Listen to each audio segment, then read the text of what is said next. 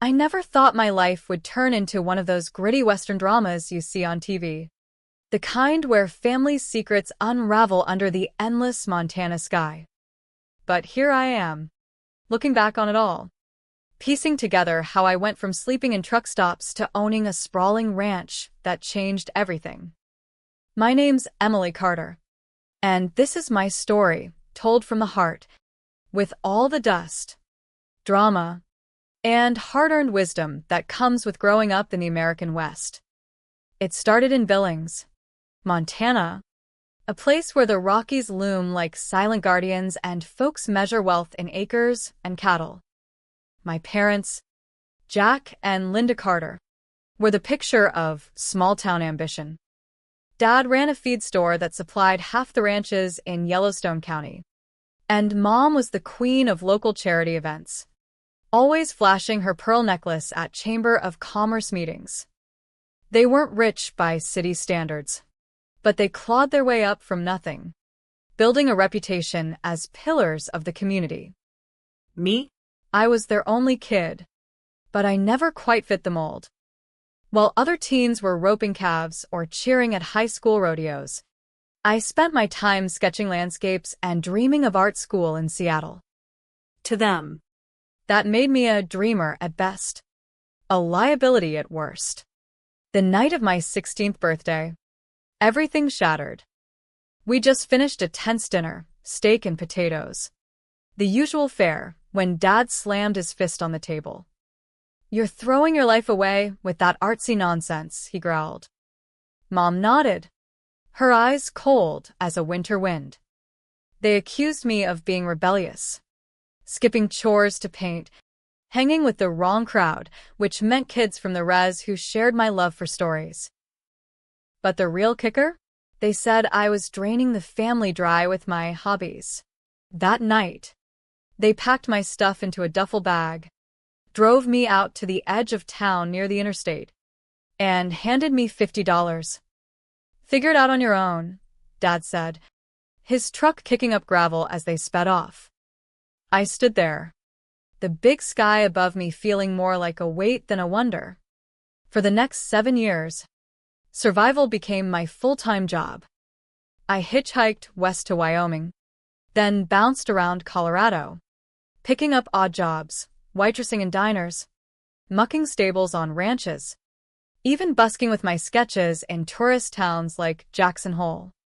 Winters were brutal. I'd huddle in libraries during the day and crash in shelters at night, learning which truck stops had the kindest lot lizards who'd share a meal.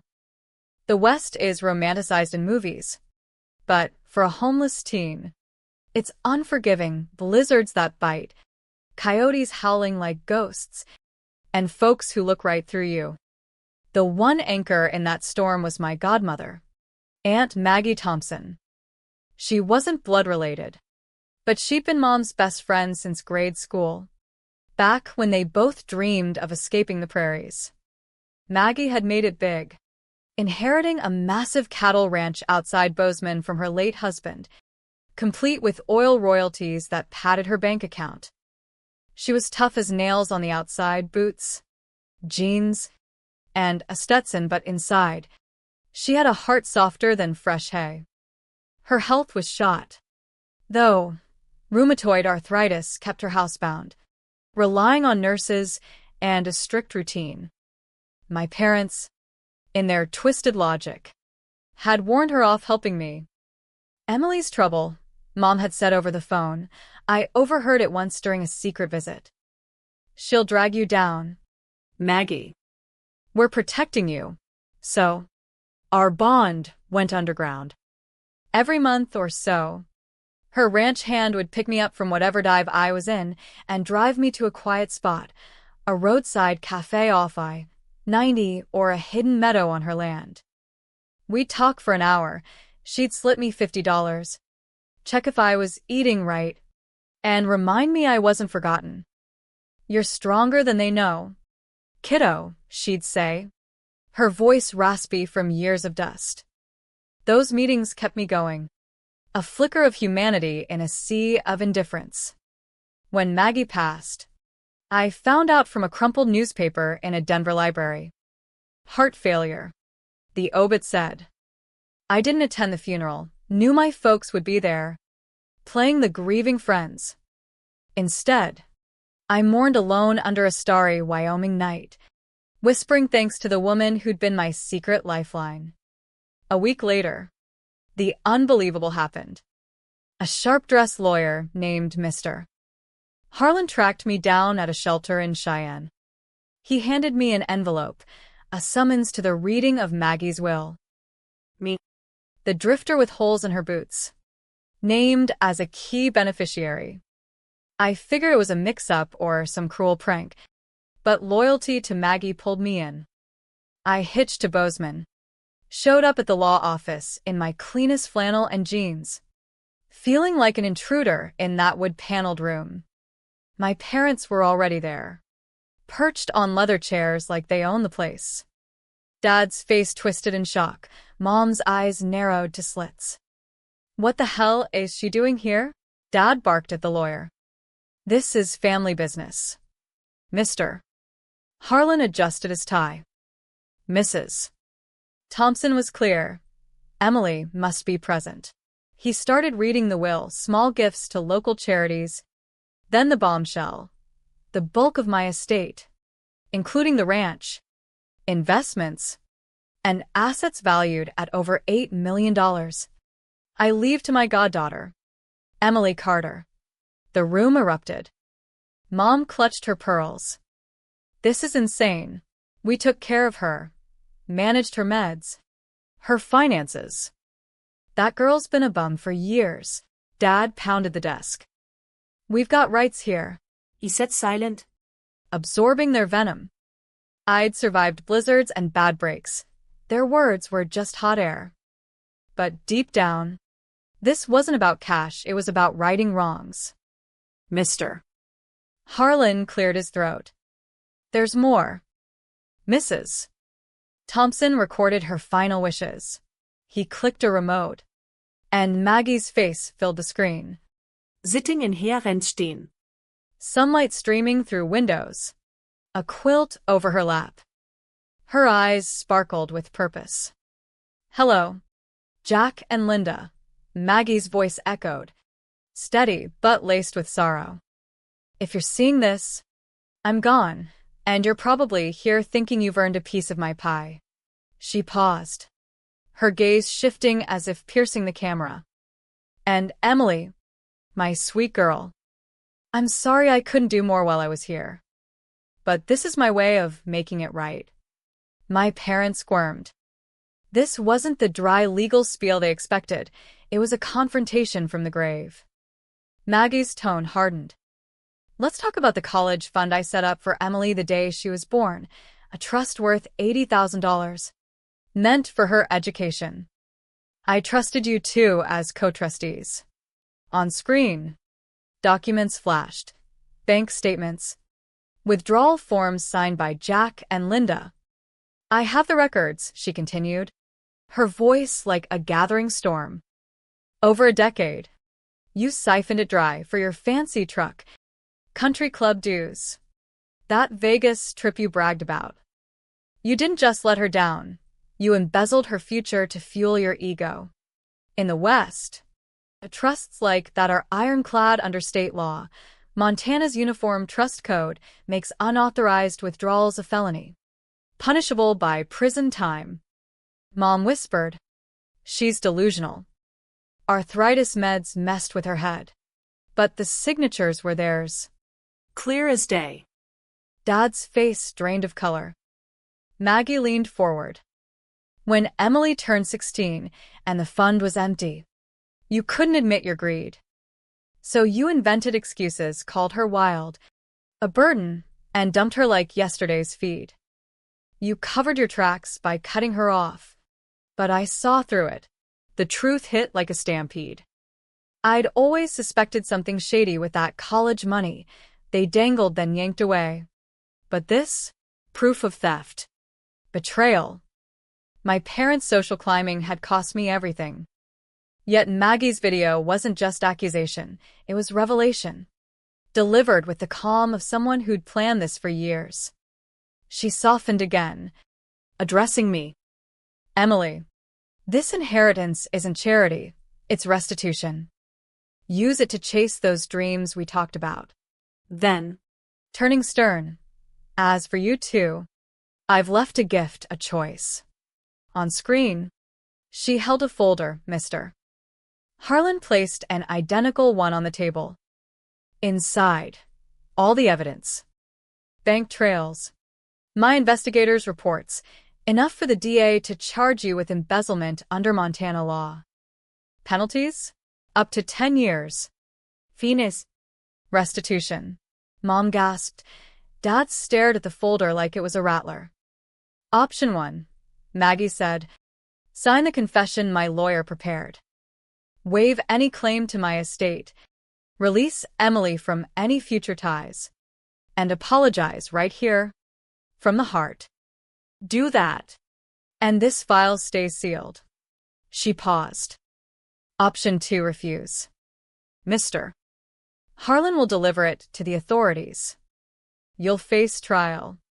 Lose everything, reputation, freedom. The screen faded. Silence blanketed the room. Mr. Harlan slid the confession forward with a pen. You have an hour. My parents crumbled, turning on each other like cornered wolves. This is on you. Your gambling debts ate half that fund. Mom hissed. Dad shot back. And your shopping sprees? Don't play innocent. I couldn't watch their meltdown. Standing, I faced them. The money's one thing. but the years? The winters I froze. The jobs I scraped by on. You stole my childhood to hide your mess. And worse, you kept me from Maggie when she needed me most. Their eyes dropped, shame flickering. I walked out, the office door clicking shut behind me. Outside, Bozeman's crisp air hit like freedom, the mountains calling. No longer barriers, but horizons. That afternoon, Mr. Harlan called. They signed. The file's sealed. Estate's yours. Any words from them? I asked, a sliver of hope lingering. No, he said gently. Just signed and left. A letter arrived days later at the shelter, formal. Lawyer drafted, regrets for past actions, a release of claims. Not heartfelt, but legal closure. Inheriting Maggie's ranch was surreal. Meetings with accountants in suits who'd ignored folks like me now bowed and scraped. The place was a gem. 5,000 acres of prime grazing land. A cozy log home with views of the Absarokas. But I didn't splurge on luxuries. First, I dove into Maggie's world. Her journals revealed a philanthropist who'd quietly funded scholarships for rural kids. Fought for land rights against big developers. Inspired, I shifted the story's arc. Instead of pure revenge, I sought healing. I contacted a mediator, common in Western family disputes, to arrange a neutral meeting. Not for forgiveness right away, but understanding. Meanwhile, I enrolled in online art classes, turning a ranch outbuilding into a studio. The West teaches resilience. Maybe it could teach reconciliation too. As weeks turned to months, the ranch became my sanctuary. I'd rise with the sun, coffee in hand, watching elk graze the meadows. Maggie's spirit lingered, in the creak of the porch swing, the faded photos of her riding herd. But ghosts of the past nagged. My parents' betrayal wasn't just financial, it was emotional embezzlement, draining trust like a leaky well. Legally, everything was airtight. Montana law protected the inheritance. Probate court confirmed the will. No contests allowed after their waiver. The trust embezzlement? Sealed. But I pondered the ethics. Holding that over them felt heavy, like carrying a loaded six-shooter. Through the mediator, We met at a neutral spot, a quiet diner in Livingston, gateway to Yellowstone. Dad looked older. His rancher's tan faded. Mom's makeup couldn't hide the worry lines. We sat in a booth, coffee steaming. We're sorry, Dad started, voice gruff. Not just cause of the will. We were scared. Debts piling up. Image to keep. Threw you under the bus. Mom teared up. We thought you'd bounce back. Tough like us. But we were wrong. Stole from you to save face. It wasn't poetic. But raw. Western apologies aren't flowery. I shared my side. The loneliness. The grit that forged me. I survived because of Maggie. She saw potential you ignored. We didn't hug it out like a Hallmark movie. But we agreed to therapy, family counseling, covered by insurance, focusing on rebuilding. The lesson? Greed fractures families, but honesty mends them, one step at a time. It was humane, not vengeful. Maggie's justice with a softer edge. I poured energy into the ranch. Iradlucaos. Expanded sustainable practices, rotational grazing to preserve the land, solar panels for off-grid power. Art became therapy. I painted the prairies, selling pieces at Bozeman galleries. Proceeds funded a scholarship in Maggie's name for at-risk youth, emphasizing education over expulsion. One day, digging through Maggie's attic, I found letters, correspondence with my parents from years back. They'd begged her for loans, masking it as investments. She refused, instead funneling help to me secretly. It humanized them. Desperation, not pure evil, drove their choices. Poverty's shadow looms large in the West, where one bad season ruins everything. As fall approached, leaves turning gold, I invited them to the ranch, not for inheritance talks, but a simple barbecue. They came.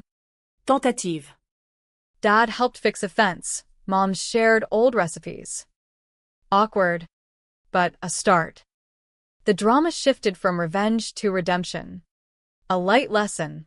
Family bonds, like Western soil, need nurturing to thrive. Winter blanketed the ranch in snow, turning it into a quiet wonderland.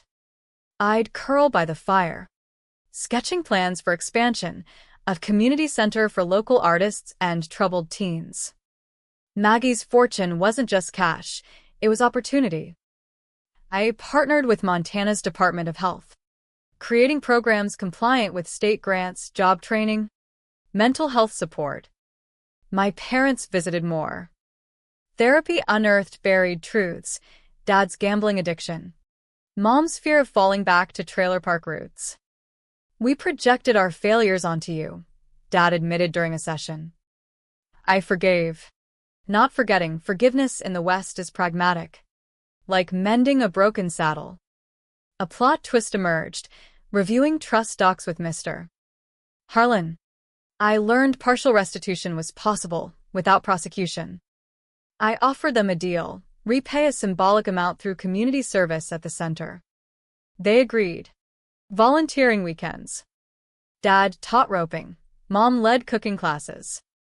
It healed us, turning shame into purpose. Spring brought renewal. The ranch buzzed with activity, kids from shelters learning skills, echoing my past. One teen, much like young me, shared her story of abandonment. You're not alone, I said. Maggie's words echoing. The climax came at a family gathering. Over steak dinner, Dad raised a glass. To second chances, Mom added, and to Maggie, who knew we'd need laughter mixed with tears, a humane end. No villains. Just flawed folks learning. A year on, the ranch thrives as a beacon. Emily's Haven, named for me, honoring Maggie, offers shelter, education, art therapy. We've helped dozens, from runaways to foster kids, partnering with tribal communities for cultural programs. Funding? A mix of inheritance and grants, all above board under IRS rules. My parents are regulars now. Transformed. Dad quit gambling. Mom channels energy into volunteering. We've rebuilt, not perfect, but real. The lesson? Revenge scorches the soul, compassion rebuilds it. In the West, where land endures storms, so do families with effort. Standing on the porch, sunset painting the sky, I feel peace. Maggie's gift wasn't just wealth, it was wisdom. Use it to lift others. Turn pain into progress.